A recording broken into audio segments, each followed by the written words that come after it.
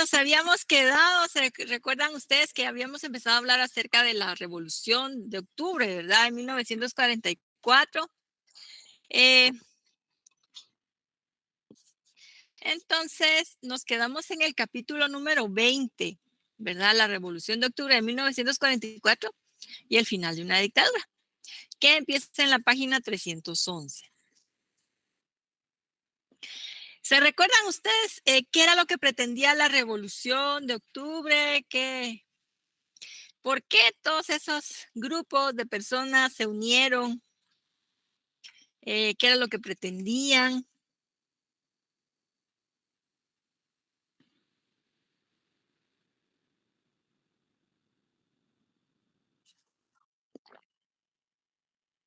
Creo la libertad política, licenciada. Bien, Rosario. ¿Y en qué consiste eso? ¿Qué es eso de la libertad política? Que toda persona tiene el derecho de poder expresar su forma de pensar. Así es, ¿verdad? Sus preferencias políticas, sus opiniones, ¿verdad? También a criticar a los gobernantes. Ok. ¿Y qué más creen ustedes que buscarían, además de esa libertad política?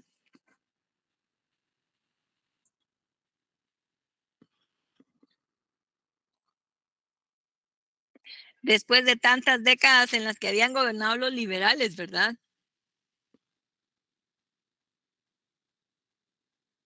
¿Será que están todos por acá?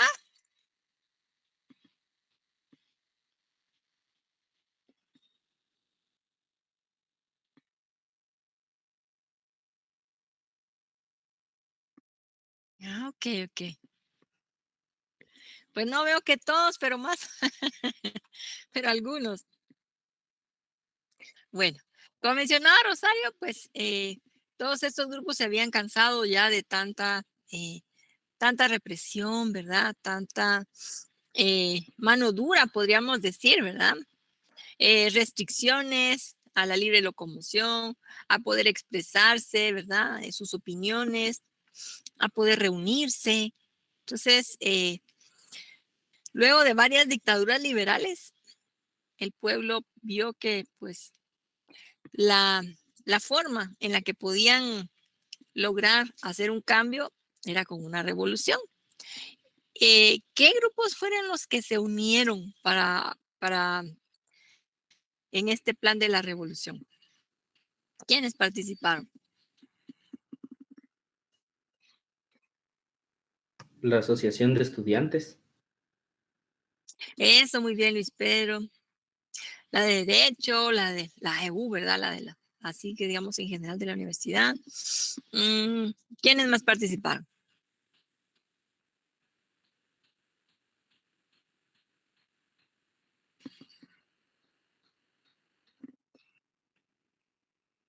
Jacobo Arbenz Guzmán. Ah, bueno, que representaban a los militares, ¿verdad? A ver, ¿quiénes más? ¿Qué otros grupos participaron? A ver. Tal vez los maestros. Así es, Pedro, los maestros igual se unieron, ¿verdad? Con los estudiantes, también los obreros, comerciantes, empresarios. Realmente fue un movimiento que aglutinó a un montón de sectores, ¿verdad? Porque ante el hartazgo ya, digamos, no había libertad, ¿verdad? De expresión, de locomoción, no se respetaban los derechos, pero además, en lo económico, ¿verdad? Los empresarios buscaban que ya hubiera otros espacios, que se desarrollara la industria, ¿verdad? Que nuestro país fuera un país moderno. Como habíamos comentado, realmente Ubico se había enfocado en mantenernos aislados del mundo, ¿verdad? Para que no permearan acá ideas que pudieran ser, que pudieran afectar, digamos, la estabilidad del régimen. Entonces, nos trataba como que éramos una aldea de su propiedad, ¿verdad? También como que éramos su finca.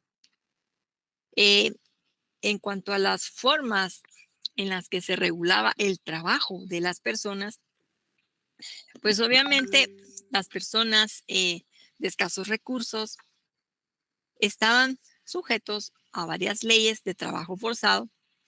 Esto significaba que tenían que, de manera obligatoria, ¿verdad?, estar trabajando en las fincas, sobre todo en las fincas de café. No podían alegar sus derechos, pues no se les reconocía, la ley no les reconocía derechos, eran puras obligaciones hacia el patrono, ¿verdad?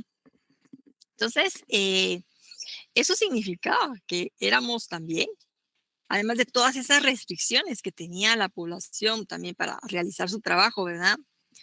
Y todo ese estrés al que estaban sometidos, la explotación, pues éramos un país que tenía muchas características de tipo feudal, ¿verdad?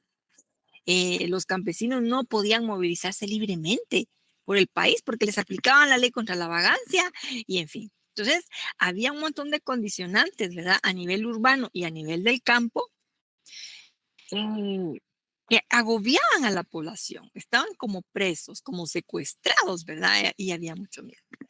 Entonces, cuando se logra que triunfe la revolución, ¿verdad? Ahí sí que el plan B, ¿verdad? En contra de Ponce Baides. Entonces, se empieza a plantear, bueno, queremos dejar de ser una economía feudal y queremos pasar a ser una economía capitalista. Ya no queremos ser una economía de enclave, ya no queremos ser, digamos, un país en donde potencias económicas como Estados Unidos tienen sus empresas, ¿verdad? O sea, ya no, nosotros queremos ser un país en donde quienes vayan a trabajar puedan contratarse libremente, ¿verdad? En donde el mercado se desarrolle, que también las personas tengan capacidad adquisitiva para poder comprar sus cosas, ¿verdad? Ya haya movimiento de la economía, en fin. Y entonces, pasar a ser una economía capitalista implicaba forzosamente también que se buscara el respeto de los derechos laborales e igualmente la dignidad de la persona, ¿verdad? Bueno, entonces ya hablamos la vez pasada acerca de la Junta Revolucionaria, que fue el primer gobierno de la revolución, y que dijimos que estaba conformada por 3 personajes, ¿verdad? ¿Quiénes conformaron esa Junta Revolucionaria?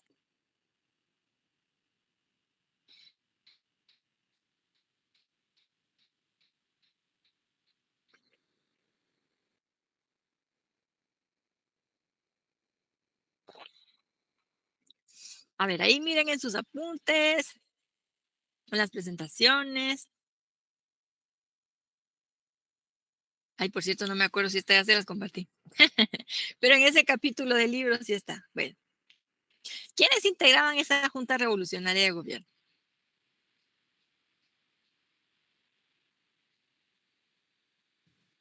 Federico Ponce Baides, creo que formaba parte. No.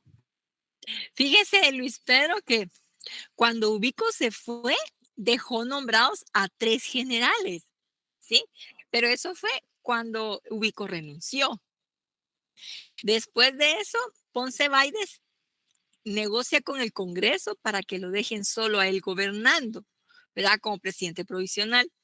Y entonces, cuando triunfa la Revolución de Octubre, ellos derrocan a Ponce Baides y nombran a 3 personalidades que representaban a sectores que habían participado en la revolución. Entonces, que serían estas 3 personas que tenemos aquí. Entonces, eran 2 militares y un civil. A ver, ¿quién se acuerda? ¿Qué dice Tania? Era Jorge Torielo, Francisco Javier Arana y Jacobo Arbenz Guzmán. Así es, Tania, muy bien. Ahí estrellita en la frente. Entonces, representando don Jorge Torielo a los empresarios, ¿verdad? Y a los grupos civiles que habían participado. Luego también, fíjense que se le dio representación, ¿verdad? A los militares, militares nacionalistas que participaron para derrocar al otro militar, ¿verdad? Al general Ponce Baides. Y ahí se les reconoce a Francisco Javier Arana, que él representaba a los militares de línea, es decir, aquellos militares que que no habían ido a la escuela politécnica, sino que habían empezado desde abajo como soldado y luego poco a poco habían ido ascendiendo, ¿verdad? Aprendiendo el oficio militar. Y estaba también Jacobo Arbenz Guzmán, que era el representante de los oficiales de escuela. Entonces, esas dos orientaciones a ellos se les reconoció. Y entonces, este es considerado el primer gobierno de la revolución, pero pues también va a ser un gobierno provisional, ¿verdad? Ellos van a convocar a elecciones para integrar diferentes cuerpos importantes, ¿verdad? Digamos, en nuestro país. Si vemos acá, gobernaron del 20 de octubre del 44 por la tarde hasta el 15 de marzo de 1945, que fue cuando le entregaron la banda presidencial, ¿verdad? Le dan posesión en el cargo al doctor Juan José Arévalo Bermejo, ¿sí? Entonces, la Junta Revolucionaria tomó decisiones bien importantes. Derogan, disuelve el Congreso de los Liberales, ¿verdad? Obviamente, porque esos diputados no podían seguir continuando, ¿verdad? Este era un proyecto político diferente. Convoca elecciones para un nuevo Congreso, pero también convoca elecciones para diputados constituyentes, ¿verdad? Para que redacten una nueva constitución. Por consiguiente, la constitución anterior, la de los liberales, que es la que más tiempo ha estado vigente, esa quedó sin efecto, ¿verdad? Esa fue derogada. Convocan también a elecciones presidenciales. Fueron también la Junta Revolucionaria, fue quien emitió el decreto de autonomía de la Universidad de San Carlos. ¿Y qué piensan ustedes que es eso de la autonomía de la universidad? ¿Qué significará?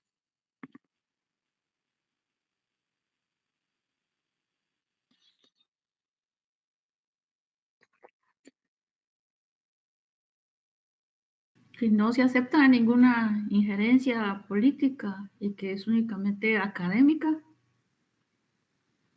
Gracias, Rosario. Muchas gracias ahí por su comentario. Como menciona Rosario, la autonomía universitaria significa que la universidad va a elegir a sus propias autoridades. ¿Se acuerdan ustedes que siempre desde afuera los presidentes imponían, dependiendo de quién estuviera, ¿verdad? Entonces, gobernando, imponía autoridades, imponía directrices. No, es que es más control militar o vamos a poner a mis amigos ahí, ¿verdad? Como autoridades, no porque tengan méritos académicos, en fin. Entonces, la autonomía universitaria significaba eso. Tener el derecho de elegir a sus propias autoridades, en donde los estudiantes tenían una participación fundamental, ¿verdad? Igualmente, la autonomía le confiere independencia para que la universidad disponga cómo va a ejecutar su presupuesto, ¿sí? Entonces, la universidad decide, bueno, esto lo vamos a asignar para crear un nuevo centro universitario, esto va a ser para salarios administrativos, esto para becas estudiantiles, en fin. Que era de los aspectos bien importantes que se habían venido implementando ya en varias universidades públicas en América Latina, ¿verdad? Desde 1919, que en Argentina había habido ahí unas protestas estudiantiles y pues que lograron que se reconociera la autonomía de las universidades. Ok. Entonces, aquí vemos cómo festejaron los estudiantes. Ay, miren ahora qué diferencia, ¿no? Porque la mayoría de estudiantes son bien jovencitos. Cuando se otorga, ¿verdad? Se aprueba ese artículo, el decreto número 12, ¿verdad? De la Junta Revolucionaria. Como la policía corrupta de Ubico, pues se disolvió, pues allí, por ejemplo, para ayudar con el tema del tráfico, los scouts estuvieron ayudando. Las mujeres también tuvieron una importante participación, varias agrupaciones, ¿verdad? Y pues aquí vemos a un grupo de enfermeras, ¿verdad? Que también apoyaron, porque pues obviamente también hubo heridos. Bueno, sobre la Constitución del 45 ya habíamos mencionado varios de los aspectos fundamentales que se incluyeron, ¿verdad? Hay que tomar en cuenta que cuando se va a fundar, ¿verdad? A iniciar un nuevo proyecto político, es bien importante contar con una nueva constitución política, ¿verdad? Para que incluya los postulados filosóficos, el marco legal que queremos nosotros promover, aquellos derechos, ¿verdad? Que nos interesa respaldar, en fin. Entonces, por eso va a ser fundamental tener una nueva constitución, ¿verdad? Que obviamente va a buscar quitarle poder al Ejecutivo, ¿verdad? Si dijimos que en el periodo liberal tuvimos varias dictaduras, entonces la Constitución del 45 se va a enfocar en ir estableciendo un equilibrio de poderes, ¿verdad? Entre el Ejecutivo, Legislativo, Judicial, que haya un respeto entre cada uno de ellos y que no sea solo el Ejecutivo el principal y que tenga preponderancia sobre los demás, ¿verdad? Ok, entonces, de los temas que van a ser polémicos, fíjense, y a la que perjudicó no solo durante el periodo de la revolución, sino que posteriormente le va a dar mucha fuerza a la institución armada, ¿verdad? Que va a ser un efecto pues inesperado, realmente no se pensó que iba, no se midieron esas consecuencias, ¿verdad? Fue que se le otorga autonomía al ejército. Entonces, se le reconoce como una institución de tipo autónomo, ¿verdad? Así como estamos hablando de la universidad. Pero el problema es que las Fuerzas Armadas se supone que están supeditadas al presidente, que es el comandante en jefe, ¿verdad? Y pues tiene que seguir esas órdenes, o sea, no pueden actuar por su cuenta. Esto va a ser algo que posteriormente, ¿verdad? De ser aprobada la Constitución, se van a ir dando cuenta, ¿verdad? Cuál es el impacto que va a tener. Y también porque al conferírsele esa autonomía, también se creó un nuevo cargo dentro del ejército, un cargo muy alto, ¿verdad? Que era jefe de las Fuerzas Armadas. Entonces, imagínense ustedes, se supone que el presidente es el comandante general de las Fuerzas Armadas, ¿verdad? Del ejército, pero también a la par tenemos un jefe de las Fuerzas Armadas que lo elige el Congreso. Entonces, esto va a ir teniendo sus consecuencias como vamos a ir viendo. Ok, aquí vemos al candidato Juan José Arevalo Bermejo a su llegada a la capital. Él pues estaba trabajando en Argentina y entonces lo mandan a llamar, ¿verdad? Partidos integrados por maestros, por estudiantes. Y bueno, aquí vemos esta foto. Había mucha emoción, ¿verdad? Toda la gente que salió a su encuentro. Aquí todavía estaba gobernando Ponce Baides, ¿verdad? Ya el 20 de octubre lo van a derrocar y entonces ya la Junta Revolucionaria convoca elecciones y pues triunfa don Arevalo Bermejo. Él va a gobernar del 15 de marzo de 1945, que dijimos, hasta ese día gobernó la Junta Revolucionaria. Y también a partir de ese día entraba en vigencia la nueva constitución. Entonces, gobernó de 1945 al 51. Fíjense que en ese entonces el periodo de gobierno se había establecido para 6 años. Conocido como el Chilacayote Arévalo o el Chilacayotón, porque fíjense que era grandote, era alto y así llenito, va ponchado. Entonces, así como decían Chilacayotón o el Chilacayote Arévalo. Gana con el 85% de los votos, algo histórico, pues no hemos tenido otro presidente que haya obtenido ese porcentaje tan alto de votos. Entonces, esto nos da a entender toda la emoción que había acerca del inicio de ese nuevo proyecto, ¿verdad? Democrático, político. Pues, ¿quién era Juan José Arevalo? Él era profesor, ¿verdad? Nació en Tacisco, Santa Rosa. Estuvo trabajando, fue funcionario del Ministerio de Educación como supervisor, en fin. También trabajó como maestro, ¿verdad? Y luego, durante el gobierno, creo que fue el de Lázaro Chacón, sí. se va becado a Argentina para hacer su maestría y su doctorado. Obtiene un doctorado en filosofía y en ciencias de la educación, ¿verdad? Durante el gobierno de Ubico está trabajando acá en el Ministerio de Educación, entonces eso también le ayuda a ir conociendo, ¿verdad?, cómo funciona la institucionalidad del sistema educativo. Pero pues no se siente tan contento, digamos, tan a gusto, y pues se va a trabajar allá a Argentina, mientras pasa el gobierno del dictador. Entonces, vamos a que era una persona muy preparada, ¿verdad?, que va a tener un conocimiento profundo acerca de la realidad social y educativa de nuestro país, ¿verdad? El objetivo que va a señalar don Juan José Arévalo cuando asume la presidencia es que busca modernizar al país, su ingreso al capitalismo mundial a través de la dignificación de la persona.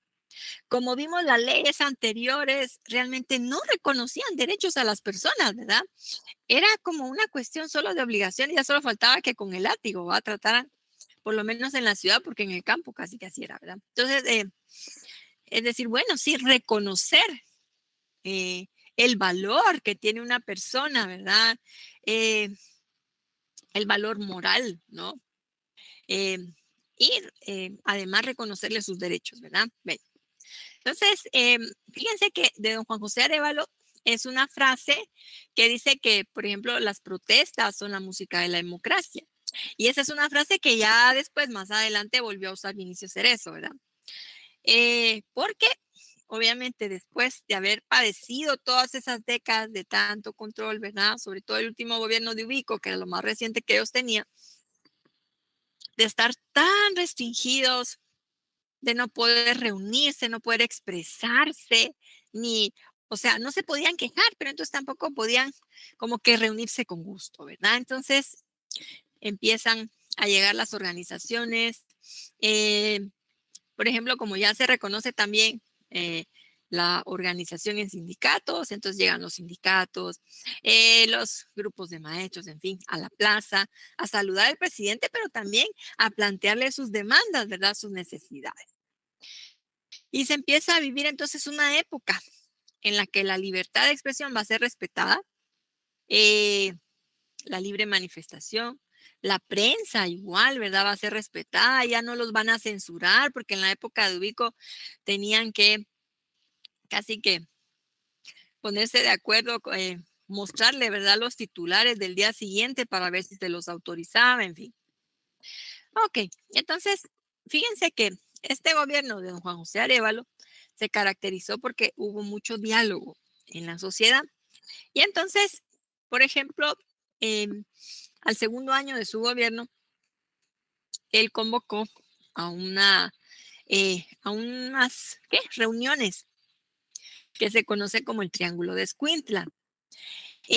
Aquí por primera vez se reunieron representantes del gobierno, representantes de los patronos y representantes de los trabajadores, ¿verdad? Entonces, personas de los sindicatos. Y estas reuniones rindieron muchos frutos importantes, porque entonces se platica con estos dos sectores, ¿verdad?, patronos, trabajadores, para conocer, bueno, y cuáles son sus necesidades, cuáles son sus demandas, ¿verdad? ¿Qué podemos hacer por ustedes?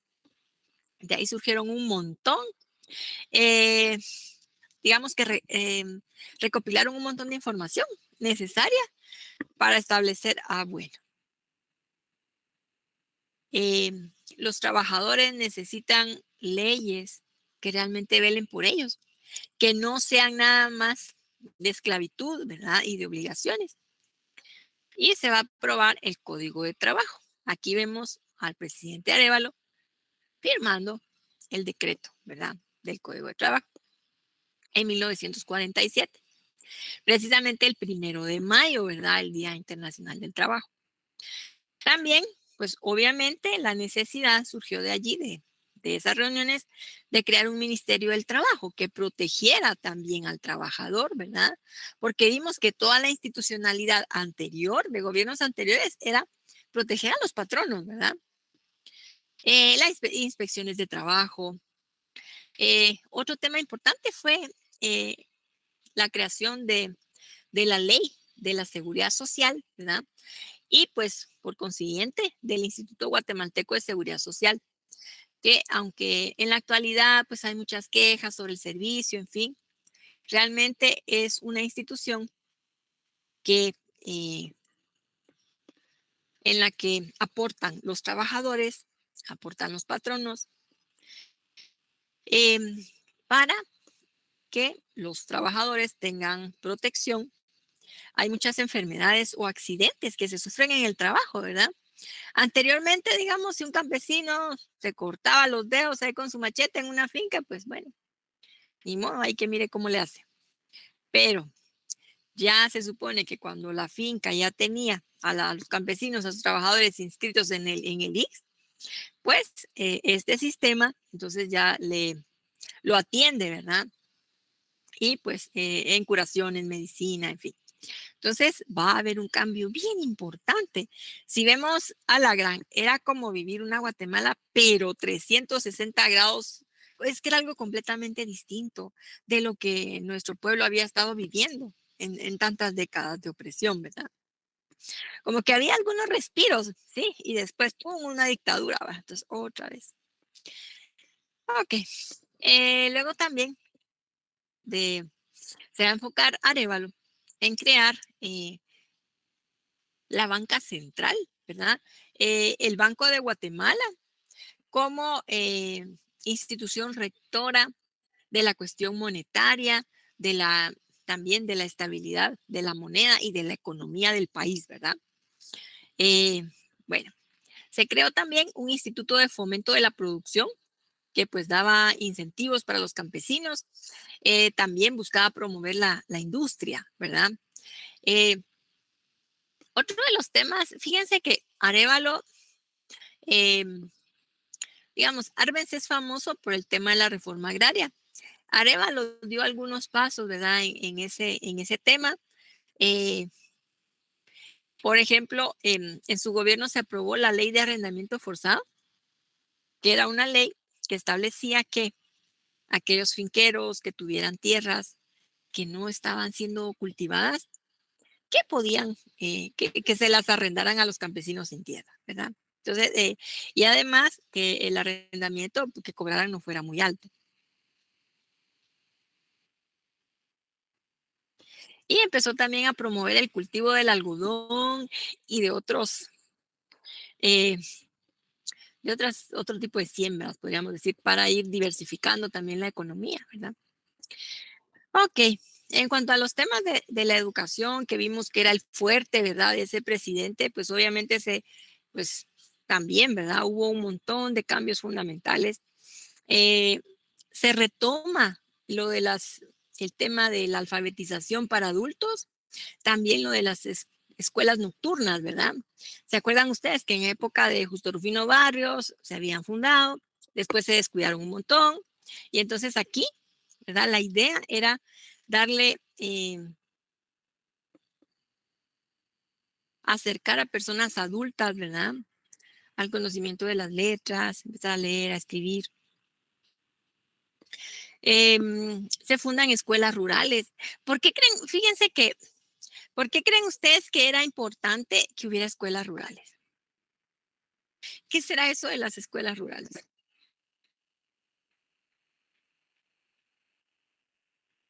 Porque las personas del campo no tenían demasiado acceso a la educación y lo que se quería era fomentar para que todas las personas tuvieran una educación decente. Bien, Luis Pedro, gracias. Sí, fíjense que, por ejemplo, en varias leyes, reglamento de jornaleros, por ejemplo, se contemplaba que los finqueros tenían que pagar una escuela en su finca, ¿va?, para que los niños tuvieran acceso, pero muchos se hacían los locos. El Estado tenía muy pocas escuelas, ¿verdad?, en el campo. La mayoría estaban ubicadas en área urbana, entonces era fundamental poder, para hacer ese país moderno, capitalista, ¿verdad?, que todos los niños tuvieran una buena formación, ¿verdad? Además, igualmente para fortalecerlos en el conocimiento de su entorno, ¿verdad? En fin. También se va a crear en la época de Arévalo una escuela normal para maestros rurales, ¿verdad? En Chimaltenango, pues igualmente para fortalecer, ¿verdad? Estas escuelas. Em, Algo de lo que hizo muy famoso también el gobierno de Arévalo fue en las escuelas primarias que se implementó el modelo de la escuela tipo federación. Fíjense que, bueno, todavía hay algunas, ¿verdad? Que por ahí están las construcciones, ¿sí? Fíjense que este modelo va a ser bien interesante porque, ¿se acuerdan ustedes que es una federación? La unión de varios estados. La unión de varios estados, dice Luis Pedro. Gracias. Entonces, la idea de ser una escuela de este tipo era que decía Arévalo, bueno, cada salón es una unidad independiente, digamos, primero, es completamente independiente de segundo, tercero, en fin. Y entonces, cada salón tiene, digamos, sus escritorios, en fin, ¿verdad? Pero también ahí tiene baños, tiene su propia área de juego y pues su área también para cultivar, ¿verdad? Este tipo de escuela no funcionaba con el típico timbre o la campana, ¿verdad? Que nos daba el cambio de periodos, sino que dejaba libre para que cada profesor o profesora organizara sus contenidos y los fuera, eh, digamos, finalizando, ¿verdad? Sin la interrupción de la campana. Entonces, además de esto, que pues se fomentaba la participación de los niños, de las niñas, que opinaran. Empezaron a surgir, por ejemplo, temas como los periódicos estudiantiles, bueno, no solo en primaria, también en la secundaria, sin diversificado, ¿verdad? Para fortalecer el liderazgo de los estudiantes, escuchar lo que ellos opinaban, lo que ellos querían plantear, ¿verdad? Entonces, eh, wow, era un cambio bien, bien importante. Bueno, estas escuelas, la tipo de federación, vemos muchas de ellas eran de forma circular, ¿verdad? Pues aquí enfrente se supone que estaban las oficinas y luego también se encontraba, pues tenían un auditorio que tenía cinematógrafo y todo, ¿verdad? Para que se les pudiera proyectar películas a los niños. Entonces era algo bien, bien bonito, ¿verdad? Bien innovador.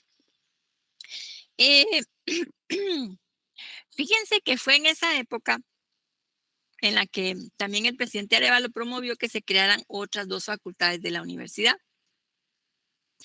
La Facultad de Humanidades, para formar historiadores, filósofos, pedagogos, eh, arqueólogos, en fin. Y también la Facultad de Agronomía. ¿Por qué creen ustedes que era tan importante eso de que para qué una Facultad de Agronomía?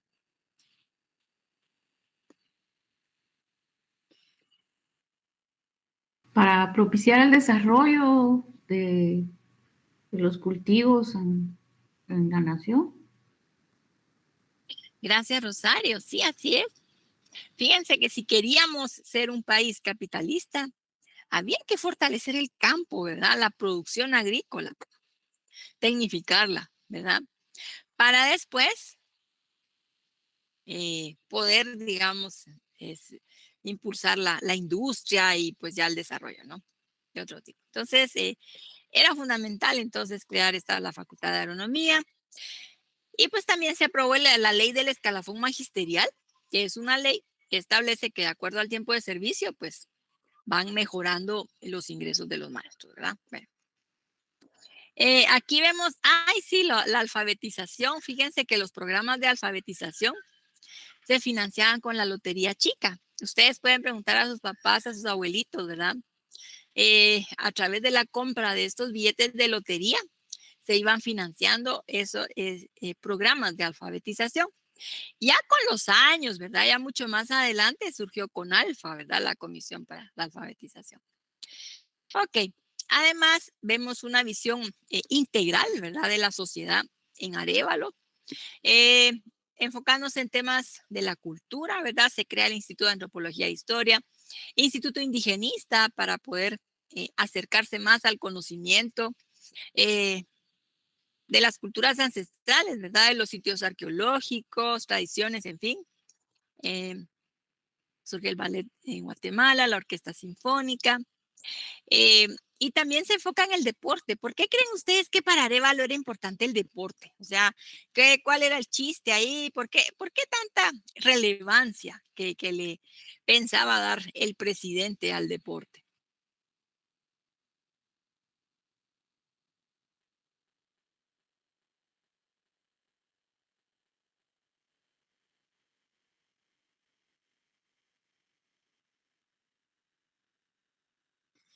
Para que los jóvenes, sí, como, ¿se acuerdan? Ustedes han escuchado aquella frase de que un deportista más, un delincuente menos, en fin, para darles a los jóvenes otras ocupaciones, otras perspectivas, pero ¿qué más? ¿Por qué es importante el deporte? A ver.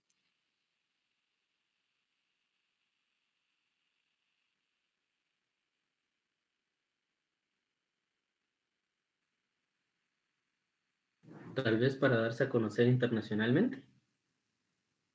Darse a conocer internacionalmente, dice Luis Pedro. ¿Qué más? A ver. ¿Para qué nos sirve el deporte?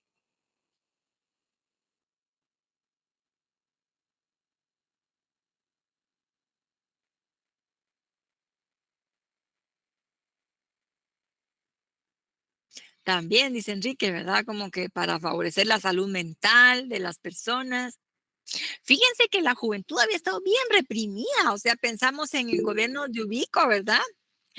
Bien, dice Génesis, tener el cuerpo sano. Entonces, o sea, solo los ponían a marchar y las máximas instalaciones deportivas que había en la capital era el Campo Marte. Fíjense que se terminó de construir en la época de Ubico, ¿va? Que precisamente le puso el nombre del dios de la guerra, ¿va?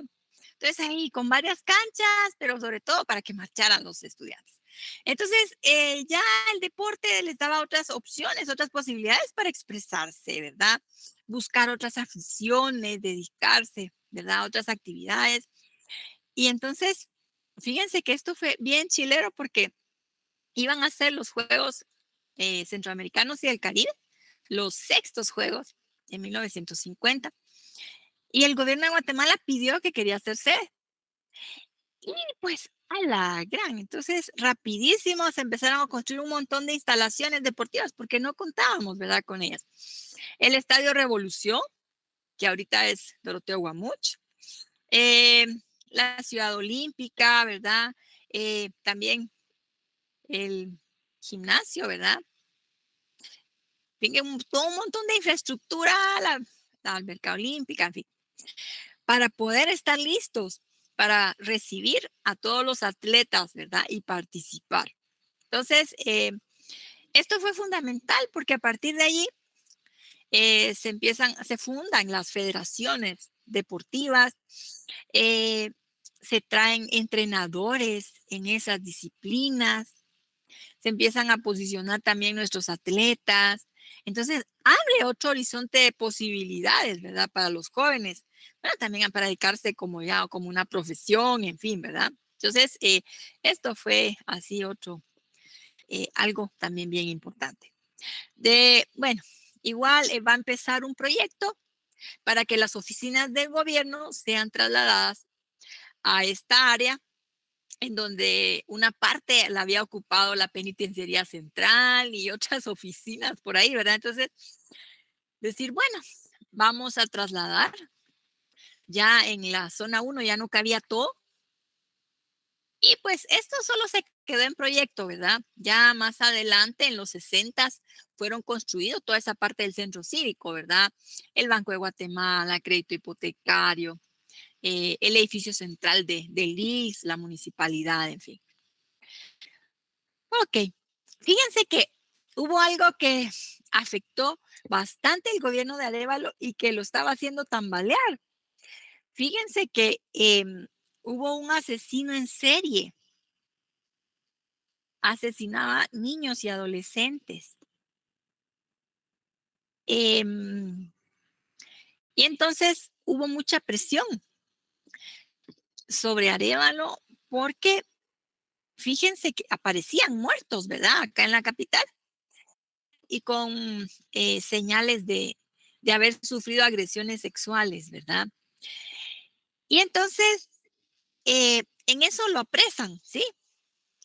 Era un joven, José Mikulash, ¿verdad? Ese era su nombre, que andaba con su carretón ahí en las calles. Lo acompañaba uno de sus primos. Y cuando pues encontraban niños solos, pues ahí los agarraban, los amarraban, en fin, luego aparecían muertos. Entonces, cuando apresan a Mikulash fue algo así como que la sociedad exigía que el presidente actuara, pues porque había hay mucho enojo, ¿verdad? Mucha indignación por todos estos crímenes. Y entonces se tuvo que emitir el decreto 235. Es el decreto para abreviar procesos judiciales, ¿verdad? Para que fuera juzgado lo más rápido posible y que lo fusilara. Entonces aquí vemos, lo fusilaron en la pared ahí del cementerio general. Y luego pidieron su cabeza, su cerebro para analizarlo, para ver qué era lo que tenía, ¿verdad? ¿Por qué había cometido todos esos asesinatos? Porque cuando lo entrevistaron, él los reconoció, pero no se inmutaba, digamos, para él como que no lo veía como algo malo, ¿verdad? O sea, ni pidió perdón ni nada. Entonces, bueno, el doctor Carlos Martínez Durán, bueno, vamos a analizar el cerebro de Mikulash a ver qué tiene, ¿verdad? Pero pues realmente no encontraron diferencias, ¿no? En cuanto a la conformación del cerebro de él y de otras personas. Y entonces, ya avanzado, ya más de la mitad del gobierno de Arévalo, venía la pregunta, bueno, ¿y quién va a ser el siguiente presidente? Porque obviamente no iban a permitir la reelección, ¿verdad? Pues ahí nada de dictadores. Y entonces, ¿quién? ¿Quién va a ser el sucesor? Porque resulta que, bueno, se empezó a ver que el, el jefe de las Fuerzas Armadas de Arévalo, ¿se acuerdan? Este otro, el que era el otro jefe del ejército, ¿verdad? Era don Francisco Javier Arana. Y aquí está Arbenz, que era el ministro de la Defensa, que por cierto cuidó a Arévalo, lo libró de un montón de intentos de golpe de Estado. Imagínense ustedes, desde que entró en vigencia el Código de Trabajo y que se permitía la organización de huelgas y de sindicatos, Estados Unidos, imagínense ustedes los trabajadores de la IRCA, de la frutera, haciéndole huelga a esas empresas. Entonces, realmente ya no les gustó el gobierno de Arévalo a Estados Unidos. Tampoco le gustó a los empresarios acá, ¿verdad? Porque a la hora de tener que pagar la cuota patronal para el ISSSTE, respetar los derechos laborales. Y entonces empezó a haber una tendencia en la que Estados Unidos y también empresarios, ¿verdad? Guatemaltecos iban a favor de Arana, que era más moderado, ¿verdad? Realmente Arana no estaba, no compartía, digamos que no comulgaba estas ideas de esas políticas que había ido impulsando Arévalo. Bueno, y entonces encontramos aquí una situación interesante. Fíjense que Arana, Francisco Javier Arana, lo habían nombrado jefe de las Fuerzas Armadas desde el inicio del gobierno de Arévalo, ¿verdad? Con él se había pactado pidiéndole que por favor no atentara contra el gobierno de Arévalo. Mientras él se restablecía, porque en el primer año de gobierno Arévalo sufrió un accidente que fue muy, muy fuerte, ¿verdad? Y tuvo que estar postrado en cama bastante tiempo. Y entonces Arana se comprometió a que iba a respetar el gobierno de Arévalo. Imagínense, el primer año, fue en diciembre del 45. Y él todo lastimado en cama, ¿verdad? Recuperándose. Y Arana dijo, va, está bueno, muchachos, sí voy a respetar su gobierno. Y firmó, ¿verdad? Con personas del partido de Arévalo que se comprometían a respetar su gobierno. Pero a cambio de eso, estos partidos se comprometían a que cuando Arana quisiera ser candidato, ellos lo iban a apoyar para la presidencia. Entonces, ese se conoce como el Pacto del Barranco. Pero como dijimos, al ser Arana el jefe de las Fuerzas Armadas, era otro jefe, ¿verdad? Del ejército y que tenía su autonomía, ¿verdad? De acción. Entonces, Arévalo mucho se quejó, ¿verdad? Durante su gobierno, que realmente en el país había dos presidentes. O sea, él era el formalmente electo y el otro era Arana, que tenía la fuerza de las armas con el ejército, ¿verdad? Y entonces es como decir, bueno, el que está gobernando Arévalo, pero el otro que lo está apuntando, ¿verdad? Con sus armas, ahí amenazante. Entonces, fíjense que con esto que Arana lo empezó a apoyar el empresariado, también Estados Unidos, el imperio, ¿verdad? Llegó cabalmente en julio de 1949, llega con el presidente Arévalo y le dice, si usted no quita a esos sus ministros comunistas y nombra a los de un listado que yo le voy a dar, yo le voy a dar golpe de Estado. Le doy 2 días, presidente, para que usted tome esa decisión. Rápido, Arévalo convoca reunión de gabinete con su gente, bueno, con su gente de confianza, ¿verdad? ¿Qué hacemos? Y entonces deciden que, como habían hecho en otras ocasiones con gentes que habían querido darle golpe de Estado, lo vamos a agarrar, lo apresamos y que se vaya al exilio. Pero lo iban a agarrar ahí por donde está el Puente La Gloria en Amatitlán. Se resistió, se armó una balacera, muere Francisco Javier Arana junto con su escolta. Después de esto, imagínense, habían grupos que lo apoyaban a él, ¿verdad? Dentro del mismo ejército. Entonces se armó ahí una pleito, ¿verdad? Entre militares afines a Arana contra los grupos, ¿verdad? Que comandaba, pues que estaban a favor de Arévalo, en fin. Entonces sí fue una situación de mucha tensión y de mucha conflictividad, pero que cuando Arévalo nombró al siguiente jefe de las Fuerzas Armadas, que era este coronel Paz Tejada, un militar bastante leal a Arévalo, muy correcto, pues ahí se aplacó, digamos, el problema. Ok, entonces,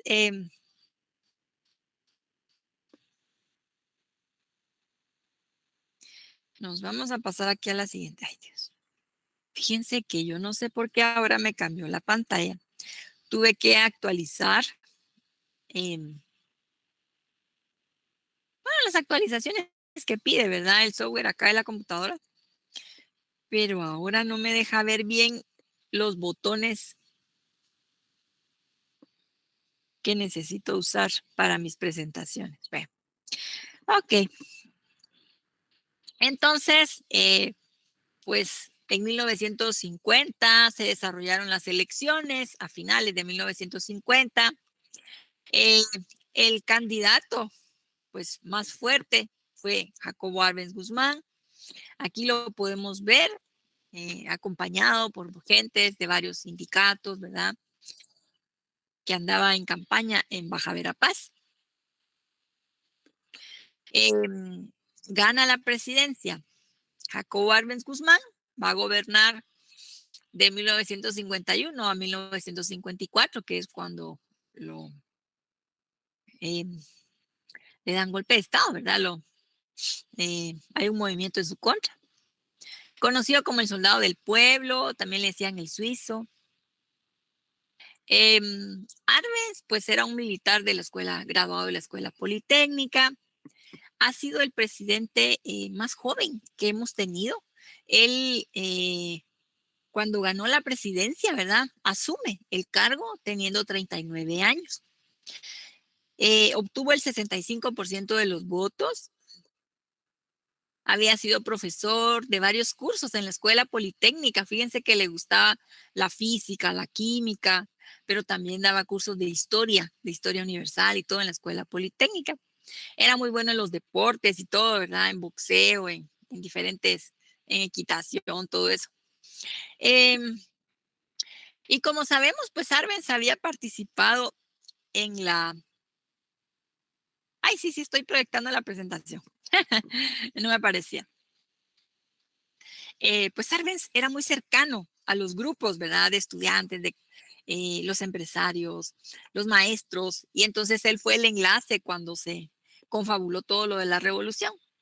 Tenía muy buena relación, ¿verdad? Con diferentes grupos.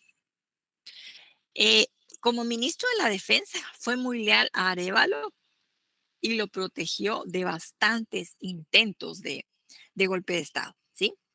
Entonces, realmente el gobierno de Arévalo se pudo sostener porque tenía un ministro de la Defensa de la altura de Arbenz, ¿verdad? Entonces, Jacobo Arbenz Guzmán va a hacer su campaña. Fíjense que se enfocó mucho en el tema de la reforma agraria, ¿verdad? Decía que quería hacer de Guatemala un país capitalista con un desarrollo propio y nacionalista.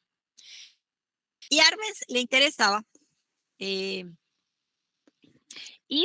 generando un mercado interno. Decía Arbenz, bueno, es que Guatemala no nos sirve de nada producir un montón de cosas para exportar si la gente aquí no tiene un salario para poder gastar, ¿sí? ¿Qué pasa, digamos, cuando a nosotros que trabajamos nos pagan en el salario, ¿verdad? ¿En qué lo utilizamos? ¿Qué compras hacemos? No sé si alguien aquí de los que trabaja nos pueda comentar algo.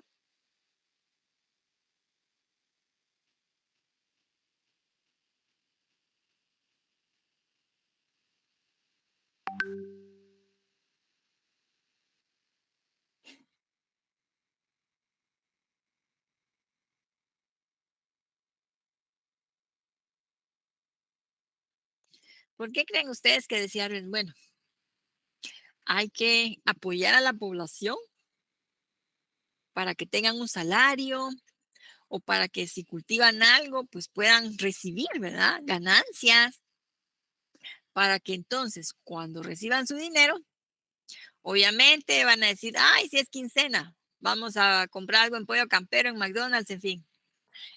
Necesito comprar ropa, este muchachito necesita zapatos. Entonces, para Arbenz era importante que las personas pudieran ir generando sus ingresos para poder gastar, ¿verdad? Eso lo que iba a hacer era activar la economía local, ¿verdad? Porque entonces va a comprar a la tienda, va a comprar al mercado, ¿sí? Compra una tela, digamos, y lo lleva con un sastre, con una modista, que en esa época pues no había tantos almacenes, en fin, ¿verdad? Estaba la mega paga, en fin. Entonces, ¿para qué? Se generen más ingresos también, beneficia a los negocios locales, ¿verdad? Entonces, esto fue bien importante, ¿verdad? Dentro del planteamiento de Arbenz.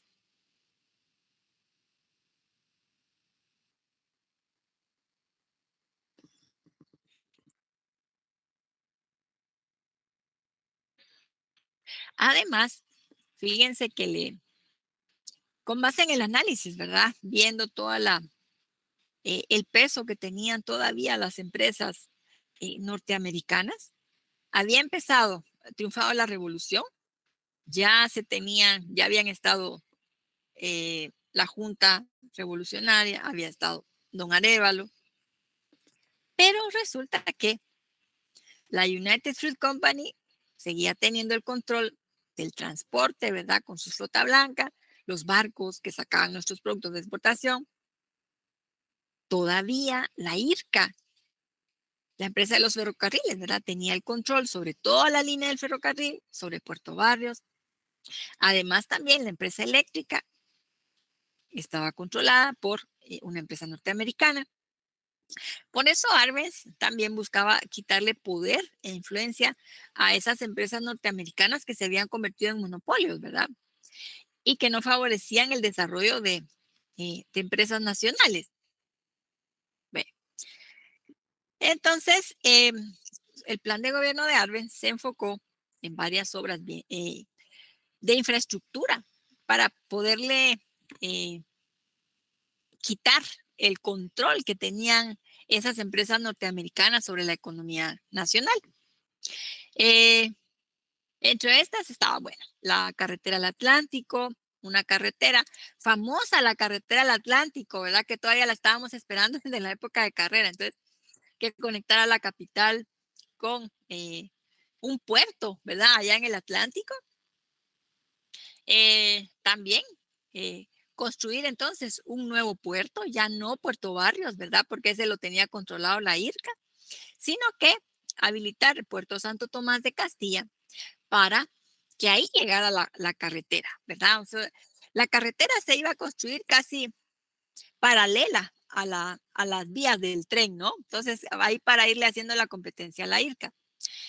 Y luego también una nueva hidroeléctrica, Jurum Marinalá, para poder generar 4 veces más de lo que producía la empresa que ya tenían los estadounidenses, ¿verdad? La Electric Bonancher.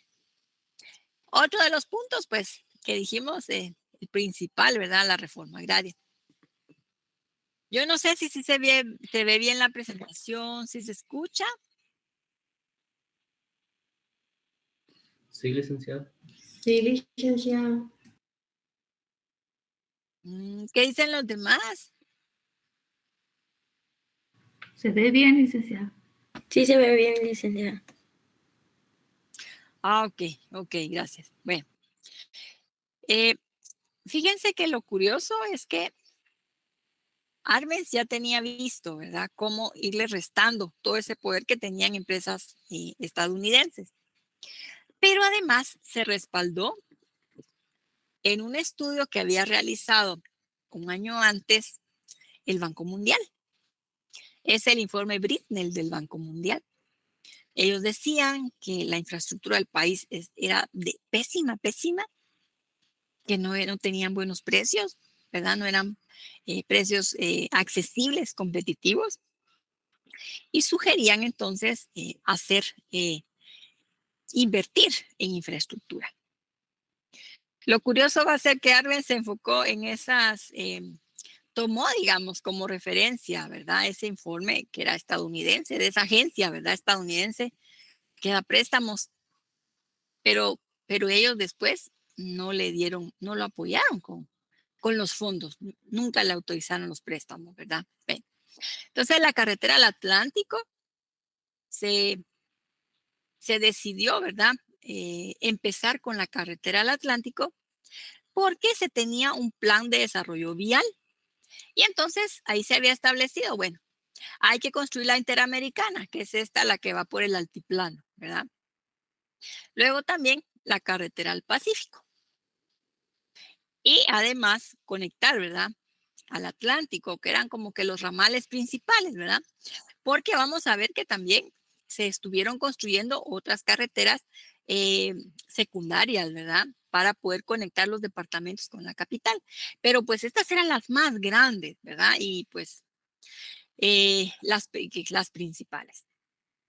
Dentro de estas 3 dijeron, bueno, vamos a empezar con la del Atlántico para poder competir de una vez con la IRCA, ¿verdad? Entonces aquí vemos cuando empezaron los trabajos de construcción.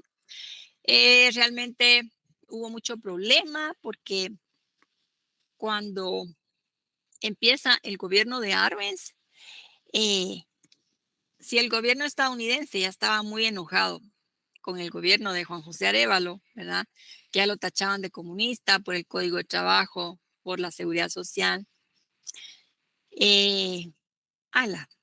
Ya con el gobierno de Arbenz iba incrementándose, ¿verdad?, ese ataque hacia los gobiernos guatemaltecos de la revolución. Y entonces, por ejemplo, se pidió una maquinaria a una empresa estadounidense. Se tardaron muchísimo en enviarla. Pero como el presidente quería que se avanzara, pues ahí, aunque sea con maquinaria vieja que se tenía, fueron avanzando. El Banco Mundial nunca le dio el préstamo, entonces fueron haciendo compras de materiales de construcción en lugares muy cercanos a los tramos que se construían. También se contrató a personas locales, ¿verdad? En fin, así se fueron resolviendo, ¿verdad?, cuestiones para ir avanzando. Esta carretera, obviamente, no la pudo terminar durante su gobierno, ¿verdad? Que se interrumpió, pero se inauguró en 1959 durante el gobierno de la contrarrevolución. La siguiente obra, pues el puerto de Santo Tomás. Vemos acá, ¿verdad? Donde la ubicación de Puerto Barrios, aquí más cerca, ¿verdad? La ubicación del puerto Santo Tomás para pues competir, ¿verdad? Con el espacio que tenía el control que tenía la IRCA sobre Puerto Barrios. Este puerto se empezó a construir en el año 53 y fue inaugurado posteriormente, ¿verdad? Durante la contrarrevolución. La hidroeléctrica Jurumarinala, que como dijimos también buscaba quitarle poder, el control de la empresa norteamericana, pues era parte también de un plan nacional de electrificación, ¿verdad? Y bueno, se buscaba aprovechar el caudal de 3 ríos, ¿verdad? Para surtir de electricidad Escuintla, la capital, y Zacatepeques. Bueno, departamento de Guatemala y también Zacatepeques, ¿verdad? Esos 3 departamentos. Obviamente, para que las empresas no, digamos, no sufrieran apagones, que tuvieran un mejor servicio, más económico, ¿verdad? Y pudieran tener la luz durante todo el día, en fin. Esta obra fue terminada.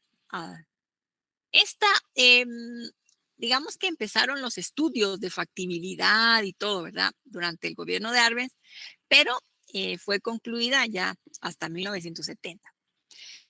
Y luego pues ya venía el tema de la reforma agraria.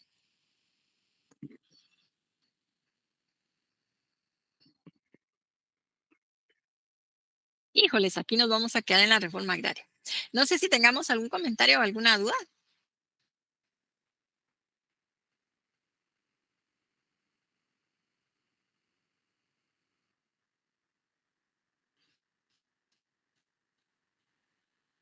No, licenciada. Ok, Nina, gracias. Bueno, fíjense que tengo pendiente dejarles el laboratorio de las leyes liberales. Yo se los voy a publicar para que lo trabajen ya sea individual o en grupo, ¿verdad? Se los voy a compartir en el Classroom, ahí para que lo avancen. Y pues para que lo entreguen en el transcurso de la semana, ¿verdad? Bueno, no sé si tengan algún otro comentario. Yo les publiqué el mensaje para que quienes no se hubieran examinado me escribieran. Solo una compañera me escribió. Yo no sé si hace falta alguien más. El examen extraordinario del segundo parcial yo lo voy a hacer el día de mañana.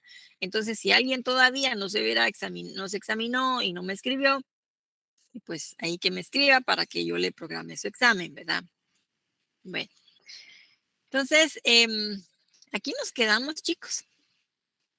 Ánimo, ánimo. Muchas Ya. gracias, licenciada. Gracias, licenciada. Gracias. Gracias, licenciado. Feliz tarde. Feliz tarde. Feliz tarde. Feliz tarde, licenciada. Bueno, nos vemos.